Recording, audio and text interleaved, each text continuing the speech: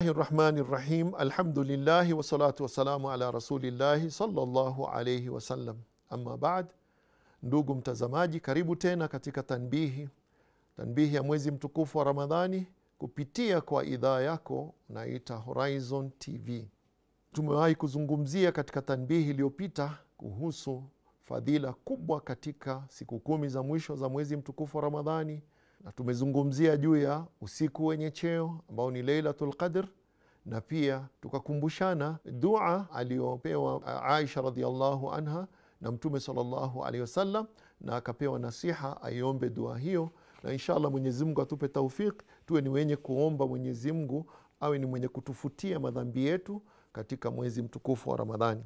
Leo hii tungependa kukumbushana ibada nyingine ambayo ni muhimu sana tunapofika mwisho wa mwezi mtukufu wa Ramadhani, nayo ni ibada ya kutoa zaka ambayo inaitwa zakatul fitr. Hii zakatul fitr ni tofauti na zakatul mal. Zakatul mal ni moja katika nguzo 5 za Uislamu, na hii inakuwa ni wajibu kwa Muislamu aliyefikisha kiwango fulani cha pesa ambazo ameziweka na zimepitwa na mwaka, basi atatoa kiasi ambacho ni 2.5%, 2.5% ya hiyo akiba yake ambayo imezungukwa na mwaka mzima atatoa, tunaita haul. Kwa hivyo awe na miqdar kiasi ambacho ni juu yake kuna zaka, na hiyo imepita haul au ni muda ambao unachukuliwa kisheria. Lakini kuna hii zaka ambayo inaitwa zakatul fitr. Hii zaka sio kwa matajiri peke yao, sio kwa mtu ambaye amefikisha kiwango fulani. Ni juu ya Muislamu yoyote ambaye ana chakula chake cha Idi na ziada, ana chakula cha siku moja hiyo na ziada, basi ni wajib kutoa zakatul fitr. Na inakuwa ni wajib, unaweza kutoa wakati wowote katika mwezi mtukufu wa Ramadhani, na hasa mwisho, lakini inakuwa ni wajib ghurubu shams, siku ya mwisho ya Ramadhani. Jua likitua tu siku ya mwisho ya mwezi mtukufu wa Ramadhani, inakuwa ni wajib kulipa wakati huo, na isipite mpaka ifikie swala ya Eid.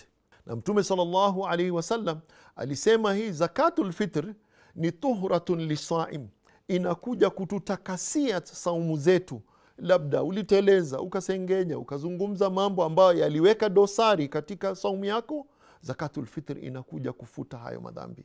Wa tu'matun lilfuqara walmasakin, na pia ni chakula kwa wale ambao ni maskini na hawana uwezo, siku ya Idi tuweze kuwastiri, wasiwe ni wenye kuzunguka wakiombaomba. Kwa hivyo ndugu yangu, nakukumbusha kuwa kuna hiyo ibada ya zakatul fitr, na kiwango ambacho kinatolewa ni kiwango tukipima. Katika vitabu vya fiqh imeitwa saa, lakini saa ulama wametufasiria na wakatupa kiwango sawa na hicho katika vipimo vyetu tunavyotumia sasa, na wamesema ni 2.5 kwa ihtiyat, 2.5 ya chakula ambacho kinatumika katika eneo fulani, vyakula vikavu, hasa hivi nafaka. Kwa hivyo asili ya zakatul fitr ni kutolewa chakula ambacho kinaliwa katika sehemu fulani, na iwe ni kwa kila mtu katika familia au mtu kujitolea mwenyewe, na wale wote ambao wako chini yake itakuwa ni pishi moja hiyo ambayo inaitwa saa, na kipimo chake ni 2.5, na tufanye bidii tutoe kabla ya kwenda kuswali, kabla ya swala. Ukiitoa baada ya swala itakuwa umepitisha, ni kabla ya swala ya Idi, na tuwatafute wale maskini na wanaopewa tofauti na zakatul mal. Zakatul mal kuna wengi ambao wanapewa, lakini zakatul fitr almasakin walfuqara ni wale ambao ni maskini na mafakiri, wao ndio ambao wanapewa hii zaka. Kwa hivyo ndugu yangu Muislamu, ndugu yangu ambao unanitazama, isiwe tumefanya ibada ya mwezi mtukufu wa Ramadhani yote kisha tukose kutekeleza hii ibada ambayo ni muhimu sana, na Mwenyezi Mungu ametupa neema, tuna vyakula, tuna nini. Na ningetaka kutoa tanbihi moja hapa.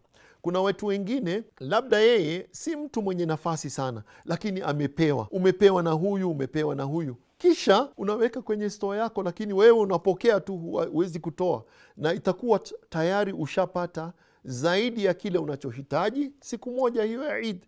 Kwa hivyo na wewe pia unaweza kupokea na utoe, na utatoa kwa nafsi yako na kwa kila mtu ambaye yuko chini yako, hata mtoto aliyezaliwa kabla ya ghurubu shams, siku ya mwisho ya Ramadhani, pia utamtolea pishi moja ya chakula kinacholiwa katika mtaa wako. Na hii ndio tanbihi yetu ya leo. Assalamu alaikum warahmatullahi wabarakatuh.